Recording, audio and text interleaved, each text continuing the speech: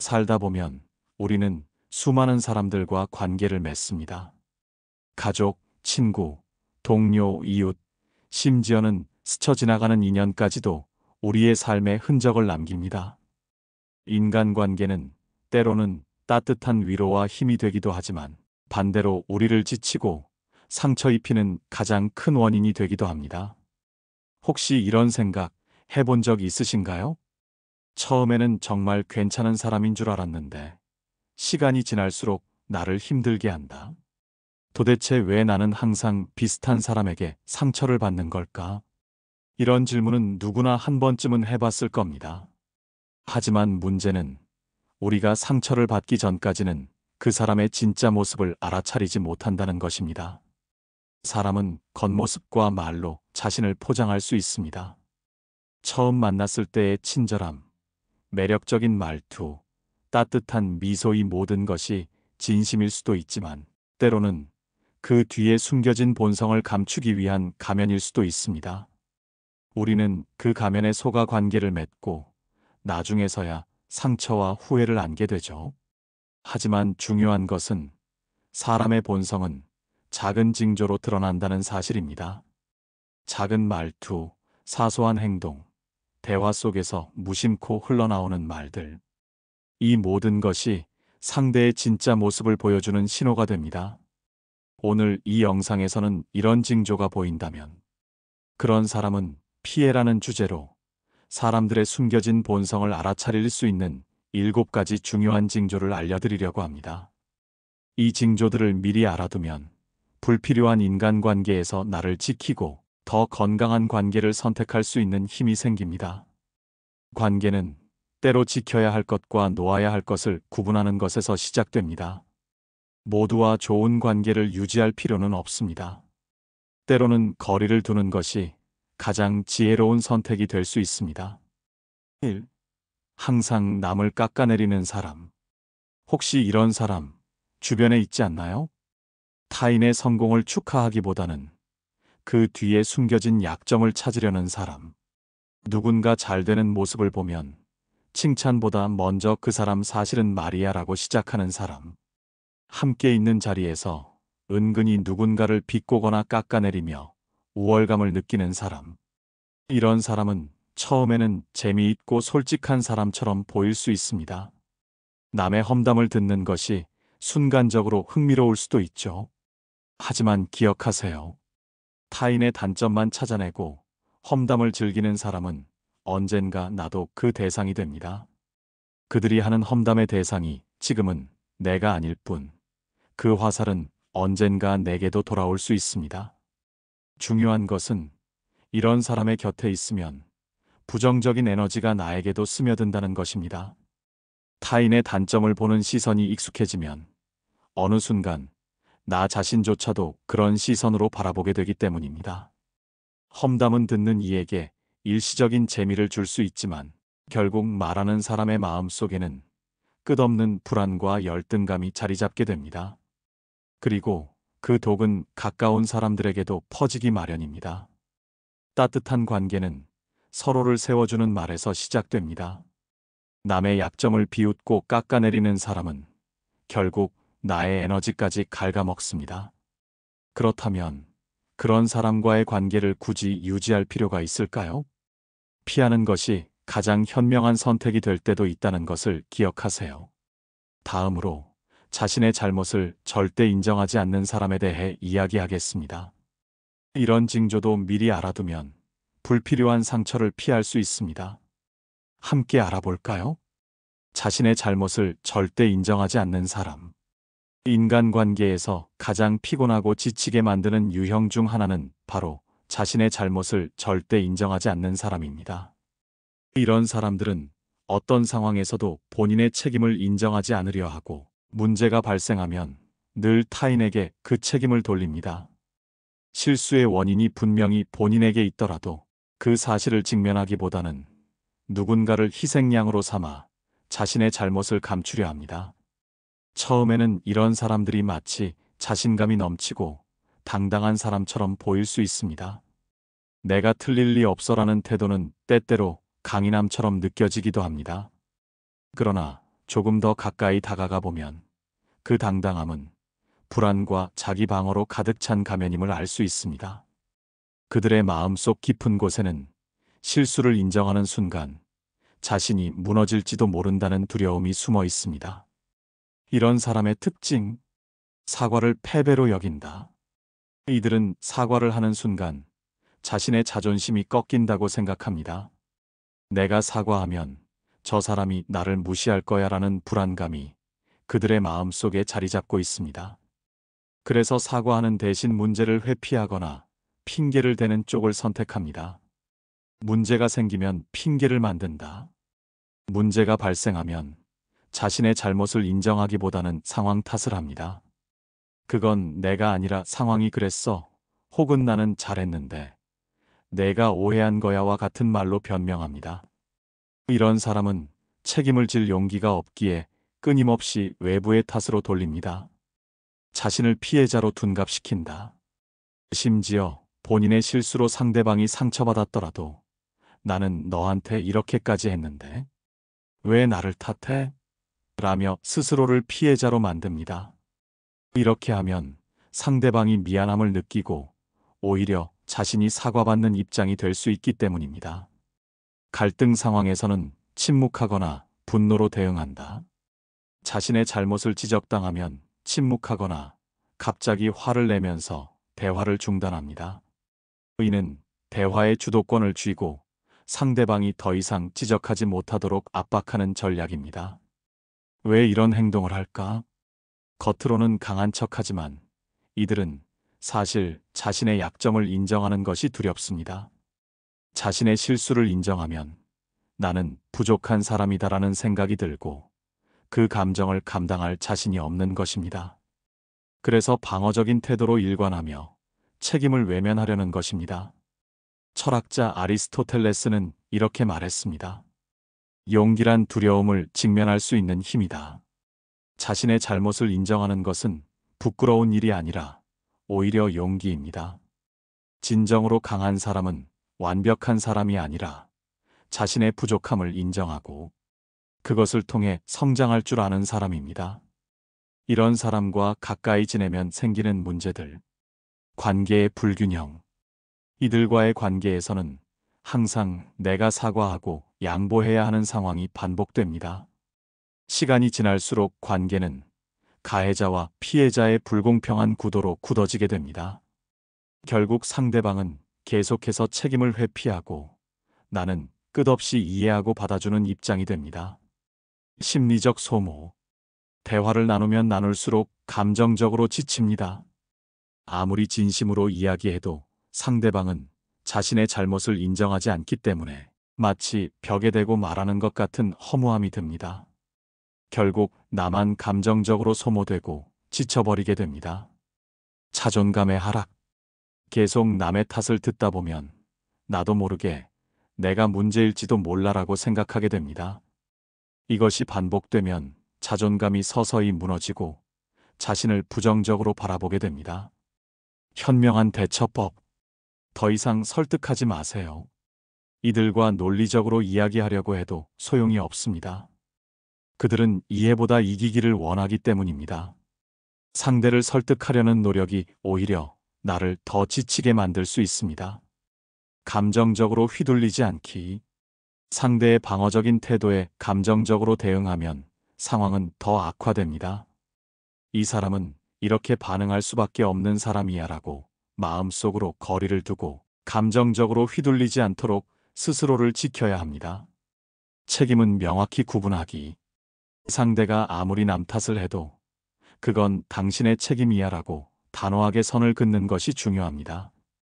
불필요한 죄책감을 느낄 필요가 없습니다. 필요하다면 관계를 정리하는 것도 하나의 선택입니다. 자신의 가치를 지키세요. 상대의 말이 내 가치를 결정하는 것이 아닙니다. 나를 소중히 여기는 것이 가장 중요한 대응입니다. 스스로의 가치를 지키기 위해서는 상대의 평가에 흔들리지 않는 강인한 마음이 필요합니다. 반대로 자신의 실수를 외면하고 남을 탓하는 사람은 평생 같은 자리에 머물게 됩니다. 성장하지 못하고 진정한 평화를 얻지 못하는 것이죠. 자신의 잘못을 절대 인정하지 않는 사람은 결국 자신의 감정과 약점으로부터 도망치는 사람입니다. 이런 사람과의 관계에서 중요한 것은 그들을 바꾸려 하지 말고 나를 지키는 것입니다. 그들의 인정받지 못한 사과에 얽매이지 말고 내 마음의 평화를 선택하세요. 모든 관계가 나를 성장시켜야 할 필요는 없습니다. 때로는 거리를 두는 것이 나를 지키는 가장 현명한 방법입니다. 스스로를 지키고 내면의 평화를 찾는 것이 진정한 지혜입니다. 그리고 이제 세 번째 징조인 감정 기복이 심한 사람에 대해 알아보겠습니다. 이런 사람들과의 관계에서도 지혜로운 대처가 필요합니다. 감정 기복이 심하고 예측 불가능한 사람. 인간관계에서 가장 혼란스럽고 지치게 만드는 사람 중 하나는 바로 감정 기복이 심하고 예측 불가능한 사람입니다. 이들은 한순간은 따뜻하고 다정하다가도 이유 없이 냉담하거나 무뚝뚝한 태도를 보입니다. 어제까지만 해도 나를 친근하게 대하던 사람이 오늘은 전혀 다른 모습으로 변해 있을 때 우리는 혼란에 빠집니다. 처음에는 내가 뭘 잘못했나? 혹시 내가 서운하게 한 게 있을까? 하고 스스로를 돌아보게 됩니다. 그러나 시간이 지날수록 이러한 상황이 반복되면서 관계 속에서 심리적 불안을 느끼게 됩니다. 결국 상대의 기분에 맞추려 애쓰며 나의 감정까지 흔들리게 되죠. 이런 사람의 특징 1. 감정의 롤러코스터를 탄 듯한 행동. 하루에도 기분이 수차례 바뀌고 작은 일에도 과도하게 반응합니다. 예를 들어 아침에는 환하게 웃으며 인사하다가 오후에는 이유 없이 무뚝뚝한 모습을 보이기도 합니다. 문제는 이 변화에 명확한 이유나 설명이 없다는 것입니다. 2. 갑작스러운 거리두기. 어제까지는 친절하고 다정했던 사람이 갑자기 연락을 피하거나 차갑게 대하면 상대방은 혼란스러워집니다. 이러한 태도는 상대를 심리적으로 불안정하게 만들고 관계에 대한 의심을 키웁니다. 3. 작은 일에도 과도한 감정 반응. 일상적인 상황에서도 화를 내거나 지나치게 흥분하는 경향이 있습니다. 작은 오해나 사소한 문제에도 극단적인 감정으로 대응하기 때문에 주변 사람들은 늘 눈치를 보게 됩니다. 4. 책임 회피와 상대 탓하기. 자신의 감정 기복으로 인한 문제를 인정하기보다는 주변 사람들의 태도나 상황 탓으로 돌립니다. 내가 이렇게 화난 건 내가 그렇게 했기 때문이야 라는 말로 상대에게 책임을 전가하는 경우가 많습니다. 왜 이런 행동을 할까? 감정 기복이 심한 사람들은 내면의 불안정함을 가지고 있는 경우가 많습니다. 이는 자기 자신에 대한 확신 부족, 과거의 상처, 혹은 감정 조절 능력의 부족에서 비롯될 수 있습니다. 이러한 사람들은 자신의 감정을 건강하게 표현하는 방법을 배우지 못했기 때문에 상황에 따라 감정이 극단적으로 표출됩니다. 철학자 에픽테토스는 이렇게 말했습니다. 당신이 통제할 수 없는 것에 감정을 빼앗기지 마라.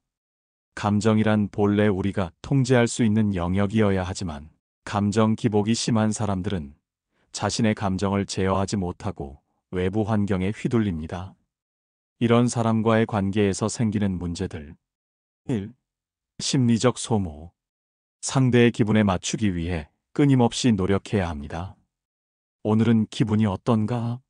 를 먼저 살피며 조심스럽게 행동하게 되죠. 결국 이러한 관계는 나를 지치게 만들고 나 자신을 잃게 만듭니다. 2. 자존감의 하락. 상대의 불안정한 감정 변화가 반복되면 스스로에게 문제가 있다고 느끼게 됩니다. 내가 부족해서 그런가? 라는 생각이 들며 자존감이 서서히 무너집니다. 3. 불안한 관계 유지. 관계가 안정적으로 유지되지 않기 때문에 항상 불안합니다. 상대의 기분에 따라 관계가 좋았다가 나빴다가 반복되며 결국 신뢰가 깨지게 됩니다. 현명한 대처법. 1. 감정의 주도권을 지키기. 상대의 감정 변화에 휘둘리지 않도록 스스로의 감정을 단단히 붙잡아야 합니다. 저 사람의 기분이 내 감정을 좌우하지 않는다는 생각으로 마음의 중심을 유지하세요. 2. 거리를 두는 용기. 상대가 감정적으로 불안정한 태도를 보일 때 무조건 맞추려 하지 말고 건강한 심리적 거리를 두세요. 거리는 단절이 아니라 나를 지키기 위한 보호막입니다. 3. 명확한 대화 시도하기. 상대가 불안정한 감정 변화를 보일 때 조심스럽게 이유를 물어보는 것도 도움이 됩니다. 혹시 무슨 일 있어? 내가 평소와 달라 보여서라고 말함으로써 상대가 자신의 감정을 인식하고 표현할 기회를 줄 수 있습니다. 4. 스스로를 탓하지 않기. 상대의 감정 변화가 나 때문이라고 생각하지 마세요. 그 사람의 감정은 그 사람의 문제입니다. 내가 뭘 잘못했나? 라는 질문 대신 이 감정은 나의 책임이 아니다라고 마음속으로 되뇌세요. 주변의 감정적 변화와 혼란 속에서도 고요함을 유지하는 마음은 가장 큰 힘입니다. 우리는 타인의 감정을 통제할 수 없지만 내 마음의 평온은 지킬 수 있습니다. 감정 기복이 심하고 예측할 수 없는 사람과의 관계는 어렵고 혼란스럽습니다. 그러나 중요한 것은 그들의 감정 변화에 휘둘리지 않고 나 자신을 지키는 것입니다. 관계에서 가장 소중한 것은 나의 평온함과 자존감입니다. 상대의 기분이 아닌 나 자신의 감정과 가치를 우선하세요. 때로는 관계를 유지하는 것보다 나를 지키는 것이 더 중요하다는 사실을 잊지 마세요. 이제 다음으로 이익만을 좇는 사람에 대한 이야기를 나눠보겠습니다. 이런 사람들을 어떻게 알아보고 지혜롭게 대처할 수 있을지 함께 살펴봅시다. 언제나 이익이 우선인 사람. 인간관계에서 가장 신뢰하기 어려운 유형 중 하나는 바로 언제나 이익을 우선시하는 사람입니다. 이들은 관계의 본질적인 가치나 감정적 유대보다는 자신이 무엇을 얻을 수 있는지에 더 관심이 많습니다. 처음에는 친절하고 다정한 모습으로 다가오지만 그 뒤에는 철저한 계산과 이득을 따지는 마음이 숨어 있는 경우가 많습니다. 처음에는 이런 사람과의 관계가 특별해 보일 수 있습니다. 상대가 필요 이상으로 관심을 보이거나 적극적으로 도와주려는 모습은 호감으로 느껴질 수 있기 때문입니다. 그러나 시간이 지나면서 점점 드러나는 건 이 사람은 나를 좋아하는 게 아니라 내가 가진 무언가를 필요로 하고 있구나 하는 불편한 진실입니다. 이런 사람의 특징 1. 모든 관계에 조건이 숨어 있다. 이들은 사람과의 관계를 서로 주고받는 거래로 여깁니다. 이 사람과 친하게 지내면 나에게 어떤 이득이 있을까? 라는 생각이 행동의 기준이 됩니다. 그들에게는 진정한 우정이나 따뜻한 관심이 아니라 철저한 계산이 자리 잡고 있습니다. 2. 도움을 줄 때 숨겨진 기대가 있다. 겉으로는 친절하게 도와주는 척하지만 그 이면에는 나중에 나도 이런 대접을 받아야 해라는 기대가 깔려 있습니다. 즉, 무조건적인 호의는 없으며 언제나 기브 앤 테이크의 논리가 적용됩니다. 3. 필요가 사라지면 관계도 끝난다. 이들이 원하는 것을 얻었거나 더 이상 이득이 없다고 판단하면 그동안 쌓았던 관계는 한순간에 소홀해집니다. 때로는 연락을 끊거나 태도가 180도 달라지기도 합니다. 관계가 아니라 이익이 중심이었기 때문에 가능한 변화입니다. 4. 상황에 따라 태도가 달라진다. 자신에게 유리한 사람에게는 지나치게 친절하고 공손하지만 이익이 되지 않는 사람에게는 무관심하거나 무례한 태도를 보입니다. 그들의 친절은 순수한 관심이 아니라 전략적 접근입니다. 왜 이런 행동을 할까? 이익을 우선시하는 사람들은 관계의 가치를 신뢰하지 않기 때문입니다. 그들은 사람 사이의 따뜻함이나 진심보다 결과와 효율을 더 중요하게 여깁니다. 이는 과거의 상처나 불안감에서 비롯된 경우가 많습니다. 타인에게 진심을 보였다가 상처를 받았던 경험이 있을 수도 있고 오로지 성과와 성공만이 중요하다고 배우며 자라왔을 수도 있습니다. 철학자 니체는 이렇게 말했습니다. 인간은 목적을 위해 수단을 정당화하려는 경향이 있다. 이들은 인간관계조차도 수단으로 여깁니다. 감정보다는 결과, 진심보다는 이익이 우선입니다. 이런 사람과의 관계에서 생기는 문제들. 1. 상처와 배신감. 처음에는 진심 어린 관심과 친절로 다가오지만 결국 이 사람은 나를 이용한 거였구나라는 깨달음이 찾아옵니다. 그 순간 깊은 배신감과 상처를 경험하게 됩니다. 2. 심리적 소모. 이런 사람과의 관계에서는 항상 내가 이용당하고 있는 건 아닐까 하는 불안이 생깁니다. 그들의 말과 행동 뒤에 숨은 의도를 끊임없이 분석하게 되며 이는 심리적으로 매우 지치는 과정입니다. 3. 진정한 신뢰의 부재. 이익이 중심이 된 관계에서는 신뢰가 자랄 수 없습니다. 상대가 나에게 친절한 이유가 진심인지 아니면 또 다른 이익 때문인지 끊임없이 의심하게 됩니다. 결국 진정한 유대감이 형성되지 않습니다. 현명한 대처법. 1. 경계를 설정하세요. 이익만을 추구하는 사람은 타인의 경계를 쉽게 넘으려고 합니다. 처음부터 건강한 심리적 거리를 유지하세요. 상대가 나에게 다가오는 이유가 무엇인지 한 걸음 물러서서 바라보는 것이 중요합니다. 2. 이용당하지 않는 관계 유지하기. 상대가 나에게서 얻으려는 것이 무엇인지 명확히 파악하세요. 필요 이상의 호의는 주지 말고 나 역시 그 관계에서 균형을 유지하는 것이 중요합니다. 3. 감정적 기대 줄이기. 이들의 관심과 친절에 너무 큰 의미를 두지 마세요. 진심 어린 우정이나 따뜻함을 기대하면 실망하게 됩니다. 이 사람은 나에게 진정한 친구가 아니야라는 마음의 여유를 가지는 것이 필요합니다. 4. 필요하다면 과감히 거리를 두세요.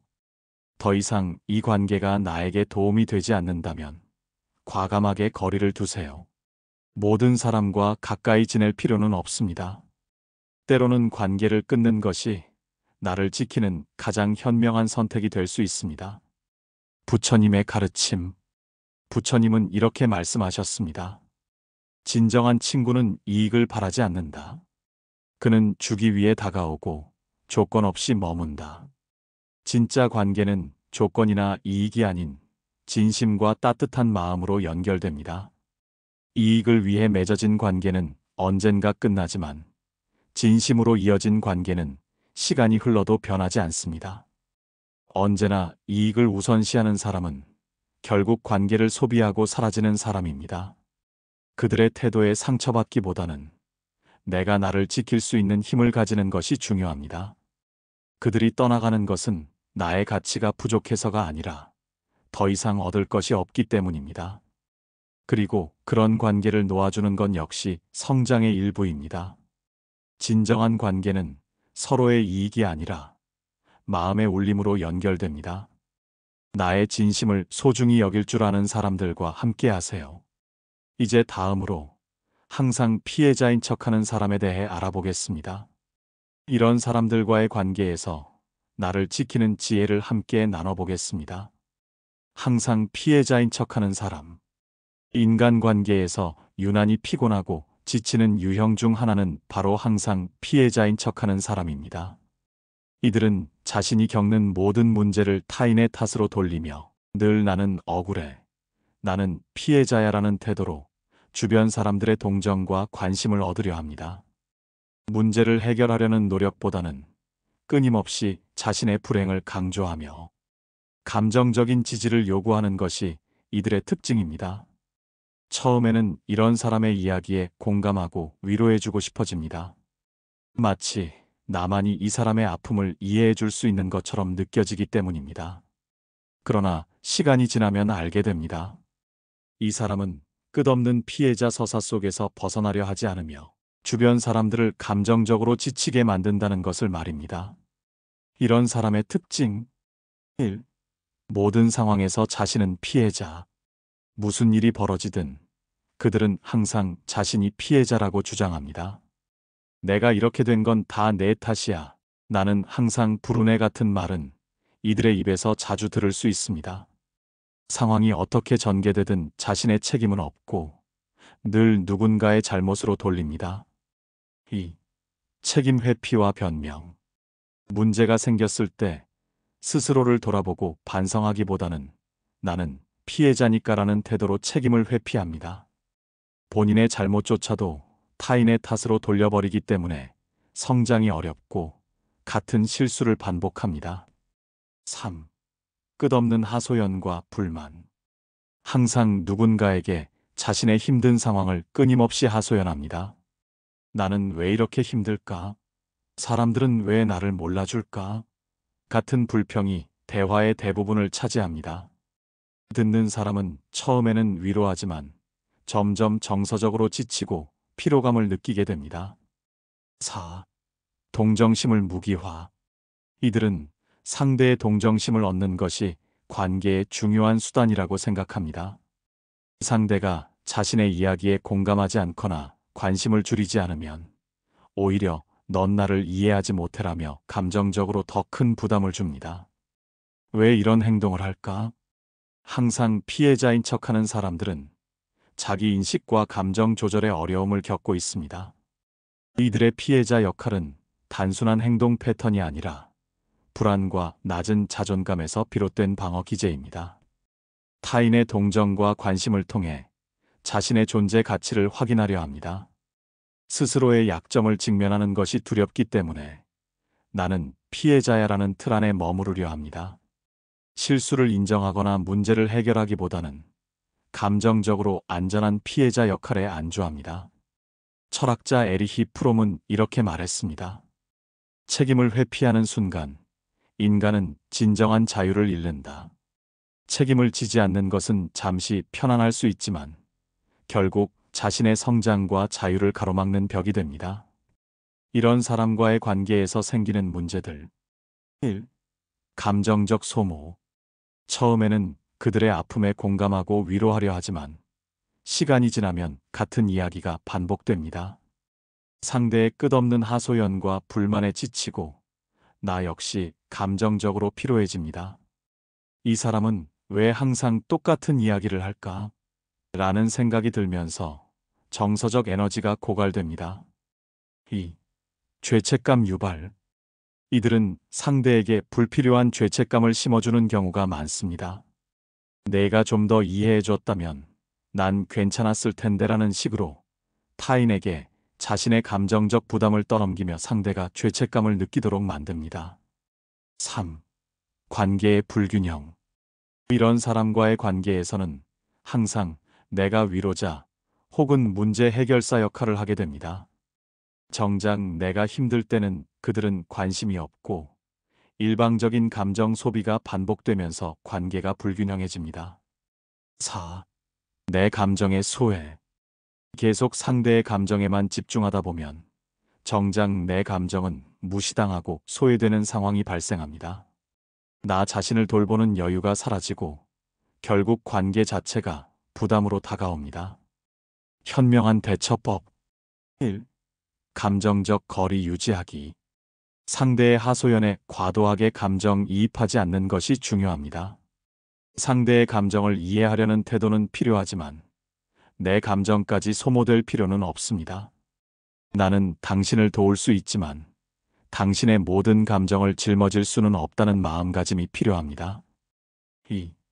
경계 설정하기.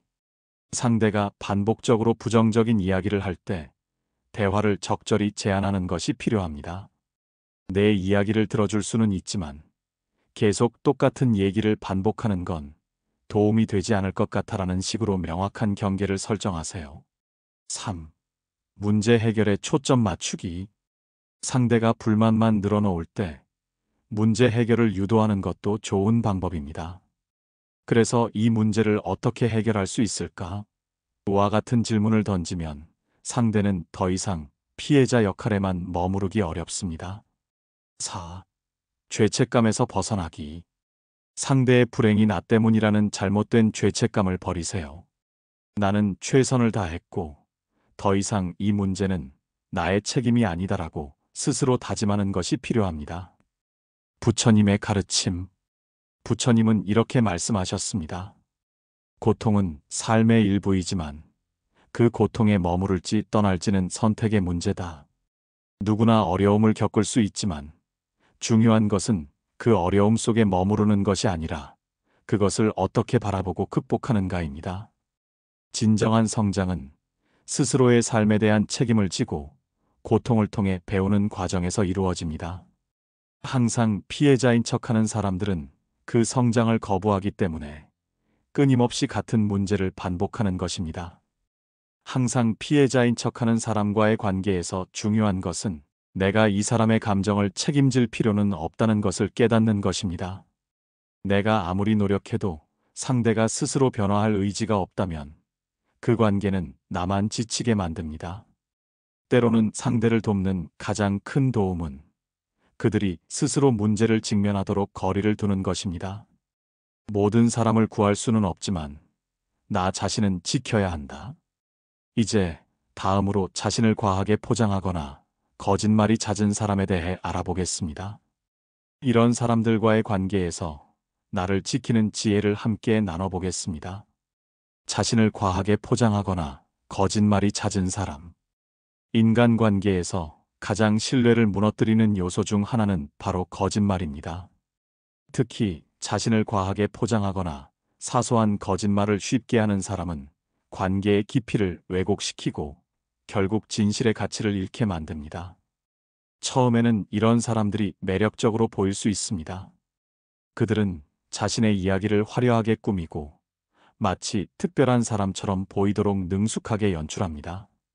그러나 시간이 지날수록 우리는 불편한 진실을 마주하게 됩니다.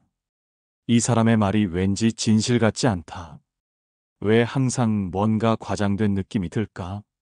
이러한 의심이 들기 시작하면 신뢰의 균열은 금세 깊어집니다. 이런 사람의 특징 1. 사소한 것조차 과장하고 포장하기.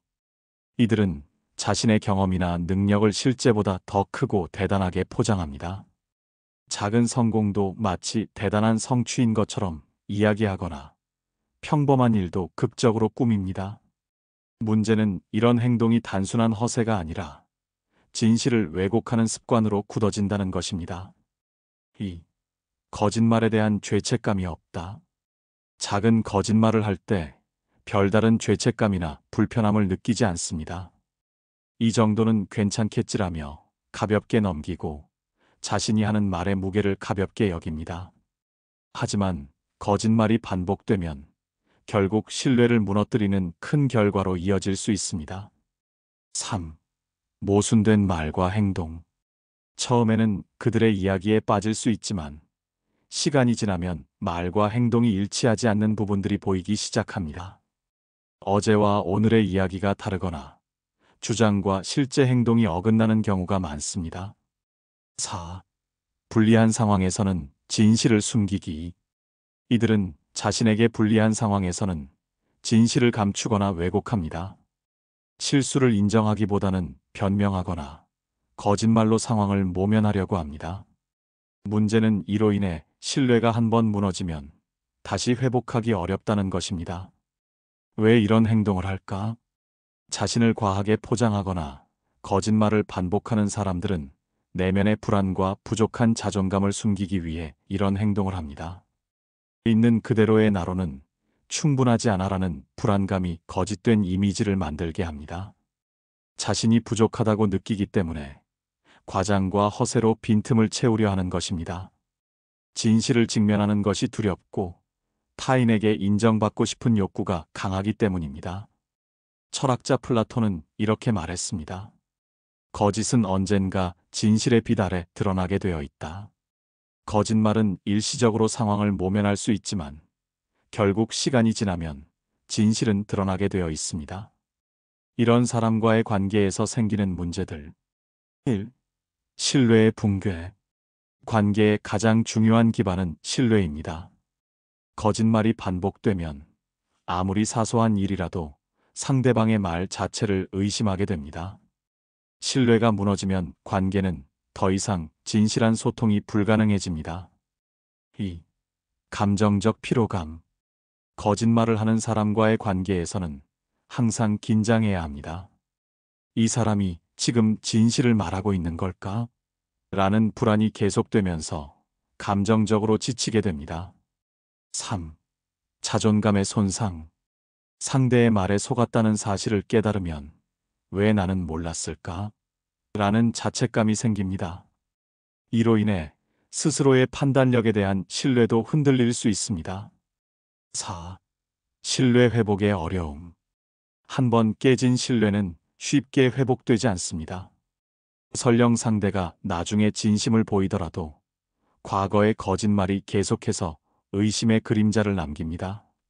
현명한 대처법. 1. 작은 신호를 놓치지 말기. 거짓말을 하는 사람은 무의식적으로 작은 모순을 드러냅니다. 말과 행동이 일치하지 않는 부분, 상황 설명이 계속 달라지는 경우, 이런 신호들을 주의 깊게 관찰하세요. 2. 사실 확인하기. 의심이 들 때는 무조건 믿기보다는 사실을 확인하는 습관을 가지세요. 상대의 말을 그대로 받아들이기보다는 다른 관점에서 확인하는 것이 필요합니다. 3. 직접적인 질문으로 진실 유도하기. 상대가 거짓말을 하는 것 같다면 직접적이고 솔직한 질문으로 진실을 유도하세요. 이 부분이 좀 이상한데 다시 설명해 줄 수 있을까? 같은 질문은 상대에게 진실을 직면할 기회를 줄 수 있습니다. 4. 감정적으로 휘둘리지 않기. 거짓말을 하는 사람은 상대의 감정을 이용하려고 합니다. 감정적으로 휘둘리지 말고 객관적인 태도로 상황을 바라보세요. 5. 필요하다면 관계를 정리하기. 거짓말이 반복되고 더 이상 신뢰를 회복할 수 없다고 느껴진다면 과감하게 거리를 두는 것이 필요합니다. 진실 없는 관계는 오래 지속될 수 없기 때문입니다. 부처님은 이렇게 말씀하셨습니다. 진실은 시간이 지나도 변하지 않으며 거짓은 스스로를 무너뜨린다. 진실은 변하지 않는 힘을 가지고 있습니다. 반면 거짓은 순간을 모면할 수 있지만 결국 스스로의 무게에 의해 무너지고 말죠. 진정한 관계는 진실함과 솔직함에서 비롯됩니다. 거짓의 그림자 속에서는 절대 진정한 유대감이 자랄 수 없습니다. 자신을 과하게 포장하거나 거짓말을 반복하는 사람과의 관계에서 가장 중요한 것은 진실을 바라보는 나의 시선입니다. 상대가 거짓말을 하더라도 내가 그것에 속아야 할 이유는 없습니다. 신뢰는 쌓는데 오랜 시간이 걸리지만 무너지는 것은 한순간입니다. 그런 관계에 얽매이지 말고 내가 지켜야 할 진실과 가치를 선택하세요. 거짓의 무게를 짊어지지 말고 진실의 가벼움을 선택하라. 다음으로는 타인의 경계를 쉽게 무너뜨리는 사람에 대해 알아보겠습니다. 이런 사람들과의 관계에서 어떻게 건강한 경계를 유지할 수 있을지 함께 나눠보겠습니다. 타인의 경계를 쉽게 무너뜨리는 사람. 인간관계에서 가장 중요한 요소 중 하나는 바로 경계 바운더리입니다. 경계란 물리적인 거리뿐만 아니라 감정적, 정신적, 심리적인 선을 의미합니다. 이 경계를 존중하는 사람과의 관계는 편안하고 건강하지만 반대로 타인의 경계를 쉽게 무너뜨리는 사람과의 관계는 점점 피로감과 스트레스로 가득 차게 됩니다. 이들은 상대방의 사생활을 존중하지 않고 때로는 과도한 관심이라는 이름으로 개인적인 영역에 깊숙이 침입합니다. 처음에는 친밀함으로 보일 수 있지만 시간이 지나면 이 사람은 왜 나의 사소한 것까지 간섭하려 할까? 라는 불편한 마음이 들게 됩니다. 결국 이런 관계는 심리적인 압박을 주며 자신의 정체성과 독립성을 지키기 어렵게 만듭니다. 이런 사람의 특징 1. 지나친 간섭과 통제. 이들은 타인의 일에 불필요한 조언을 하거나 상대방의 선택을 직접적으로 통제하려는 경향이 있습니다. 그렇게 하면 안 돼. 내가 해봐서 아는데. 그건 틀렸어라는 말로 상대의 자유를 억압합니다. 이러한 말은 조언처럼 들리지만 사실은 상대의 자율성을 무시하는 행동입니다. 2. 사생활 침해. 개인적인 질문이나 정보를 얻으려는 욕구가 강합니다. 요즘 누구랑 자주 만나? 그건 왜 그렇게 했어? 집안일은 어떻게 처리해? 등. 상대가 불편함을 느끼더라도 자신의 궁금증이 해소될 때까지 파고듭니다. 3. 경계 설정을 불편해한다. 누군가가 분명한 경계를 설정하면 기분이 상하거나 화를 내기도 합니다. 내가 관심 가져주는 게 싫어?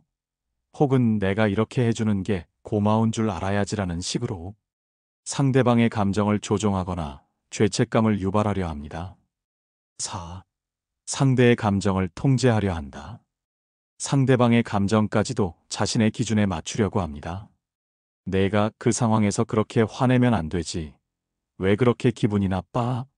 별일도 아닌데와 같이 상대의 감정을 평가하거나 억누르는 말로 상대의 감정적 자유를 침해합니다. 왜 이런 행동을 할까? 타인의 경계를 무너뜨리는 사람들은 본질적으로 불안과 통제 욕구가 강합니다. 이들은 타인을 통제함으로써 자신이 더 안정감을 느끼고 상대방을 자신의 기대와 기준에 맞추려는 심리를 가지고 있습니다.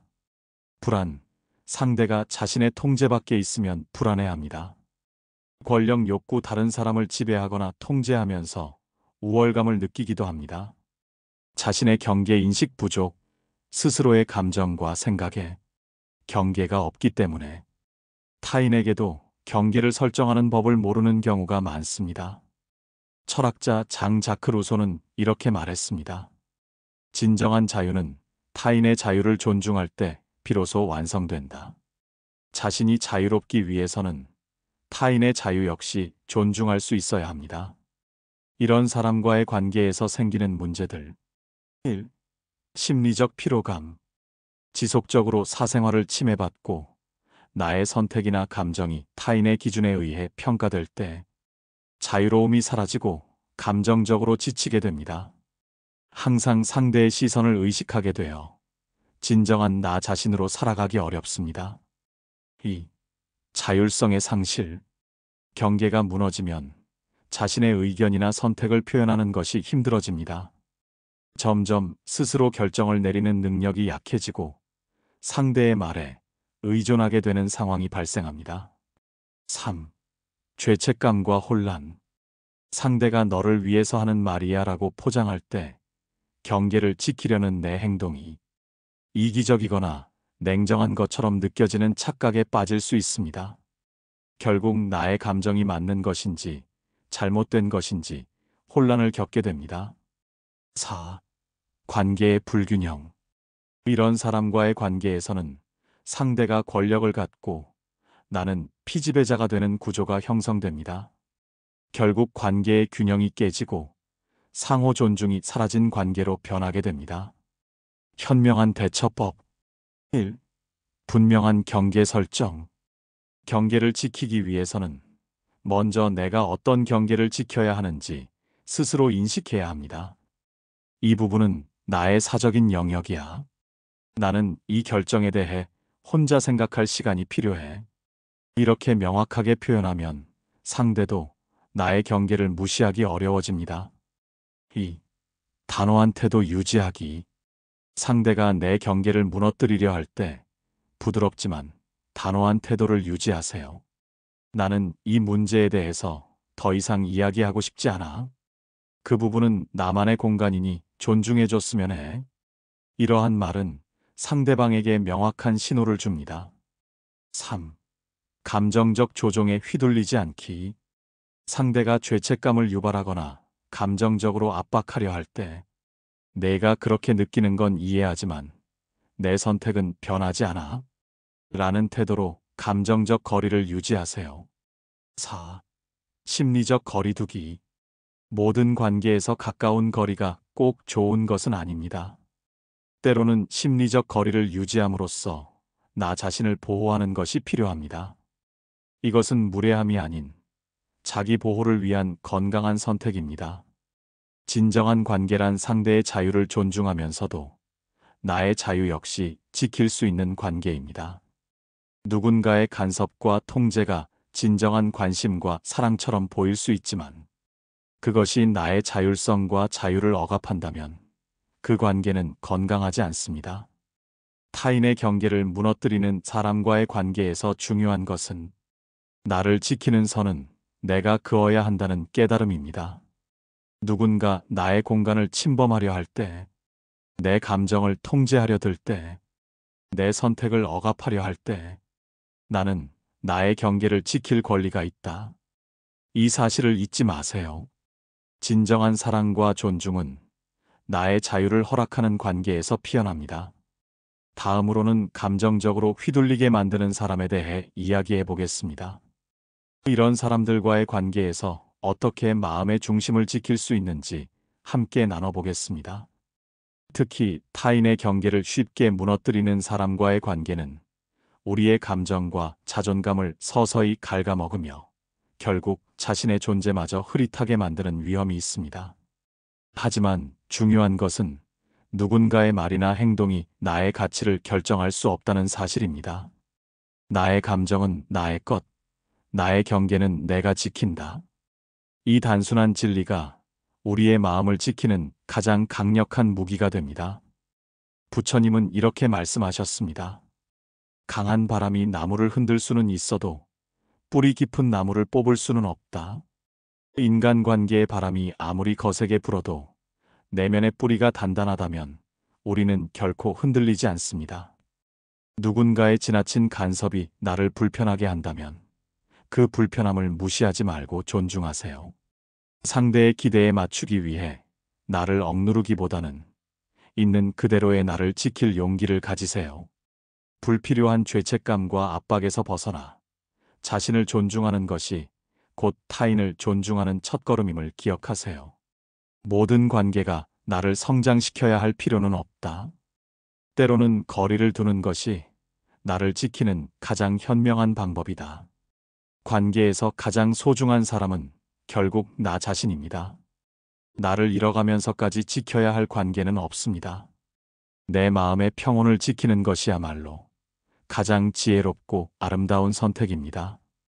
이제 타인의 말과 행동에 휘둘리는 것이 아니라 나를 중심에 두고 살아가는 삶을 선택하세요. 그곳에서 진정한 평화와 자유를 발견하게 될 것입니다.